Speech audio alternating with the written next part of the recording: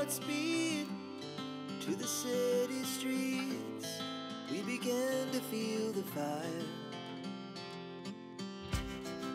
We rise like tall buildings. কেমন আছেন বন্ধুরা? রিয়া রাশিয়ানে আরেকটি নতুন ব্লগে আপনাদের সকলকে অনেক অনেক ওয়েলকাম।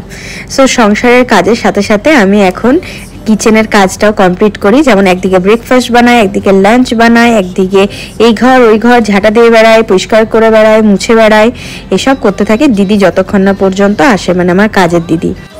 না থ্যাংক ইউ বলো।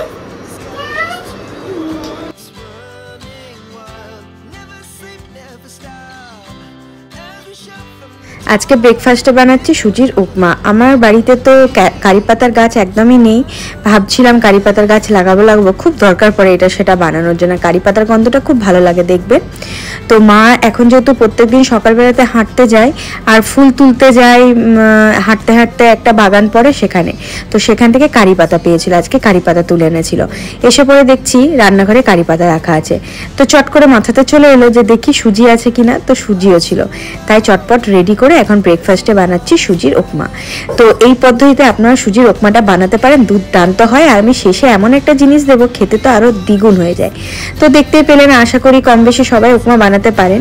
তো আমি সব সবজি বলতে পেঁয়াজ, তারপর কারি পাতা, গাজর, ক্যাপসিকাম, বিনস, আর এদিকে আপনার কাঁচা লঙ্কা, আর ফোড়নে একটুখানি আমি সর্ষেও দিয়ে দিয়েছিলাম, সব ভালো করে দিয়ে, আর গোটা যদি গোলমরিচ থাকে সেটাকে থেতো করে দেবেন, মানে গুঁড়োর থেকে গোটা কিছু গোলমরিচ নিয়ে থেতো করে দেবেন, টেস্ট দ্বিগুণ হয়ে যায়। তো এইভাবে একটুখানি নুন দিয়ে আমি এটাকে একটুখানি নাড়চাড় করে দেবো।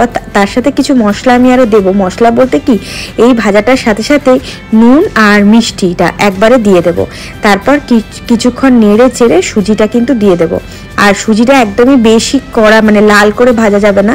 এটা হোয়াইট উপমা বানাচ্ছে, আর এই উপমাটা কিন্তু একদমই সাদা ঝুরঝুরে নয়, এটা একটুখানি জাস্ট আপনার গায়ে লাগা। তো দুর্দান্ত খেতে হয়েছিল। দেখুন, আমি বুঝতেই পাচ্ছেন সুজিটা কতটা পরিমাণে আমি ভেজেছি। আর ঘি দিয়ে ভাজবেন, ঘি দিয়ে ভাজলে স্বাদ দ্বিগুণ হয়। তো এইভাবে নেড়ে চেড়ে আমি এবারে জল দিয়ে দেবো। জলটা একটু বেশি দেবেন, কারণ ওটার মধ্যে সবজিগুলো আছে, তো তাই সবজিগুলো যাতে সেদ্ধ হয়ে যায় সেই পরিমাণে জল দেবেন। মানে আপনার ওই কাপের আমি 1.5 কাপ জল দিয়েছি। এরপর দিয়ে ভালো করে সাথে সাথে নেড়ে চেড়ে নিতে হবে।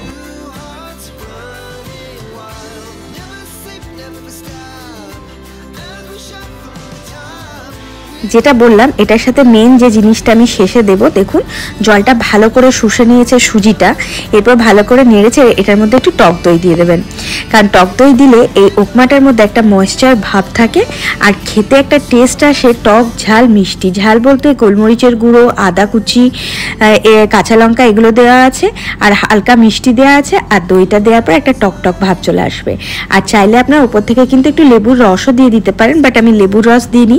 এইভাবে একবার বানিয়ে খেয়ে দেখবেন, জাস্ট নামানোর আগের মুহূর্তে দেবেন। তারপরে যে বাদামগুলো ভেজে রাখবেন সেগুলো উপর থেকে দিয়ে দেবেন। সো আজকের আমাদের দুর্দান্ত ব্রেকফাস্ট একদম খেয়ে কমপ্লিট।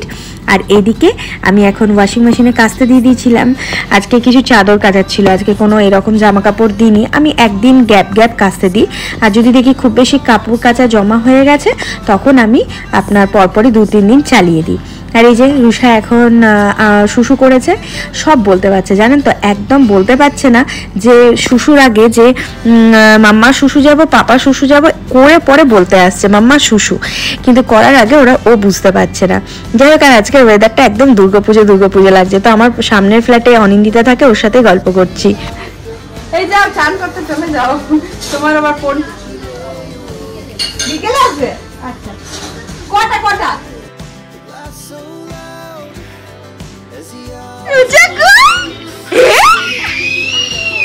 আবার লুকি দাও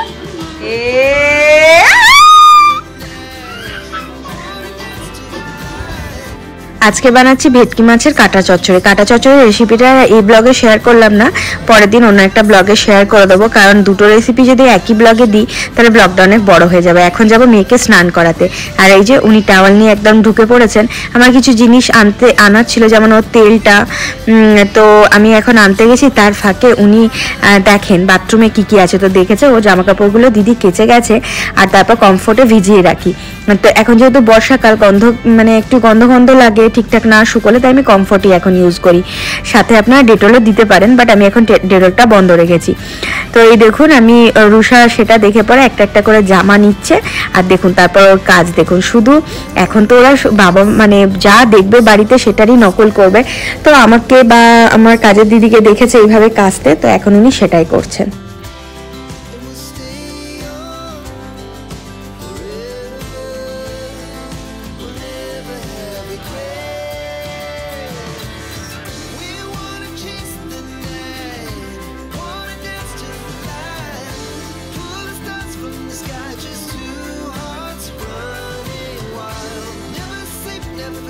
তো দেখতেই পেলেন রুষার পাকচামি আবার কেচে টেচে যে জায়গাতে ছিল সেই জায়গাতেই রেখে দেবে।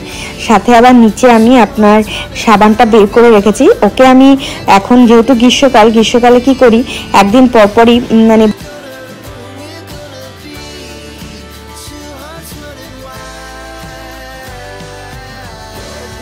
গ্রীষ্মকালে বা বর্ষাকালে যেরকম ওয়েদার থাকে সেই বিশেষে আমি ওকে কিন্তু প্রায় দিনই সাবান বা শ্যাম্পু করিয়ে থাকি। কারণ শীতকালে যেহেতু আমি প্রত্যেকদিন করাতাম না, বাট এখন করাই। আর এখন ও সাবান মাখতে এত ইন্টারেস্ট বেড়েছে, ও নিজেই সাবান মেখে নেবে, মানে এরকম একটা ব্যাপার। বাট শ্যাম্পু করতে ওর এখনও মানে একটুখানি, বাচ্চারা দেখবেন শ্যাম্পু করতে চায় না, সেম রুষারও শ্যাম্পুটা করে নেয়, বাট এতটুকু মাথাতে জল নেবে না, শুধু কাঁদতে থাকে যে মাথাতে জল দিও না। তো চলুন ওকে স্নানটা করিয়ে দিয়ে এই তো বেরিয়ে গেছে।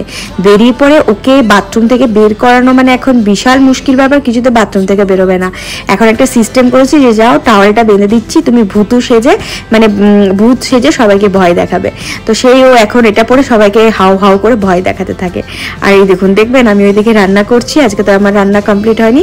উনি আম্মুর সাথে শুয়ে শুয়ে টিভি দেখছেন। এই যে আম্মু শুয়ে আছে, মা প্রথমে নিচে শুয়ে টিভি দেখছিল, তো ও মায়ের পাশে শুয়ে পড়েছে, চান টান করে এখন আম্মুর সাথে শুয়ে শুয়ে টিভি দেখছে। আর আমি ওইদিকে রান্না সারছি। চলো আমরা আজকে আন্টির বাড়ি এসেছি। ওই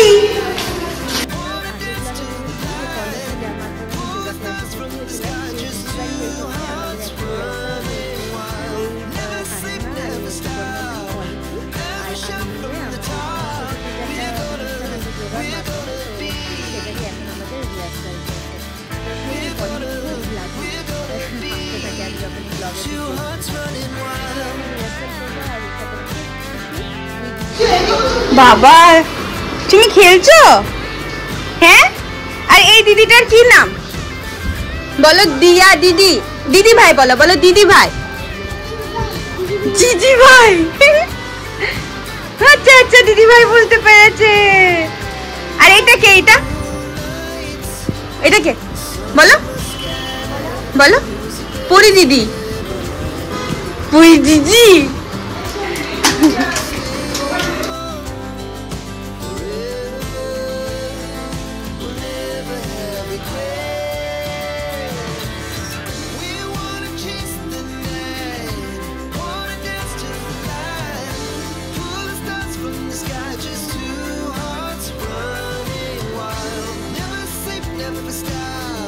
ম্যাডাম শুধু আসার পর থেকে কি খাবি এই খা ওই খা, কখনো পপকর্ন করে রেখেছে, তো চিপস, এখন কফি বানাতে গেছে। আমাদের রিহার্সাল হয়ে গেছে, তো এখন কফি বানাচ্ছে। আমি তো বললাম চা খাবো না, আমি চা খেয়ে এসেছি, তার জন্য এখন সবাইকার জন্য কফি বানাচ্ছে।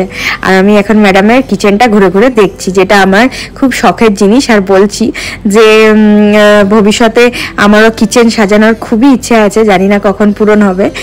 বাট যাই হোক, কফিটা দারুণ টেস্টি হয়েছিল কিন্তু। তো চলুন এখন কফিটা এনজয় করি।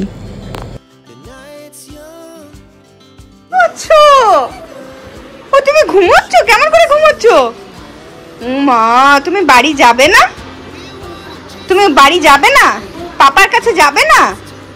তাহলে আমি আসছি, টাটা। আজকে প্রথম দিন রিহার্সালে গেছিলাম, হুট করে প্ল্যান হয়েছিল বলে আজকে কিছুই রেডি করে যেতে পারিনি, তাই মা রুটিটা করে নিয়েছিল আর আমি আসবার সময় চিকেন আর মিষ্টি নিয়ে এলাম, আর মা দুধ রুটি খেয়ে নিয়েছে। আর এই তো রুষাকেও এখন দুধ রুটি খাওয়াচ্ছি। দেরি হয়ে গেছিল, তরকারি পাতি আজকে কিছু বানিয়েও রাখিনি, সেই জন্য।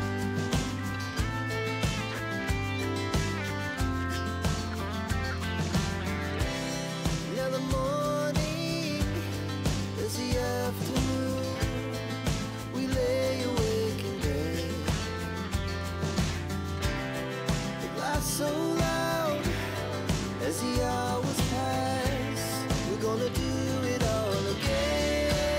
মাস শুরু হলে এটা একটা বিশাল বড় কাজ থাকে, মাসের জিনিস আনা, মানে মাস খাবারই যেটাকে বলি আমরা।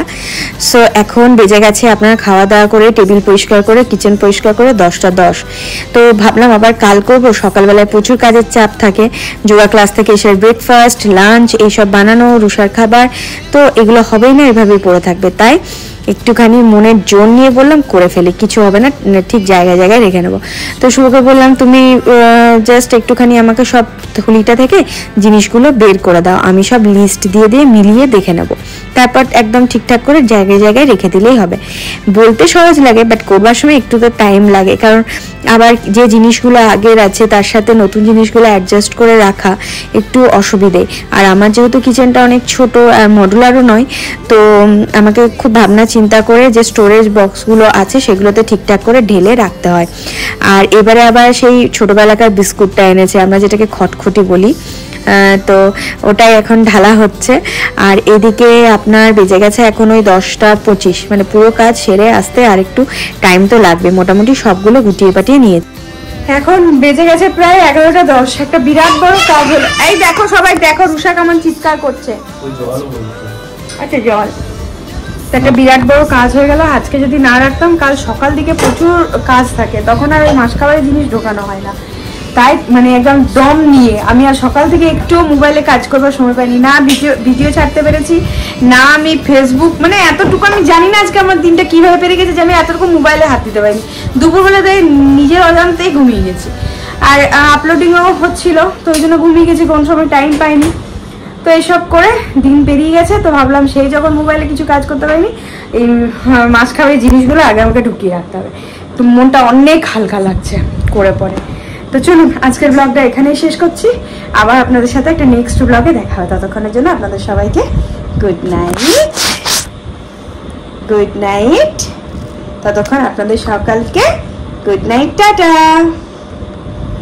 Tata, bye bye. হাঁপু দি দাও সবাইকে, দাও হাঁপু দাও, হাঁপু দাও। বলি বাবা আচ্ছা ঠিক।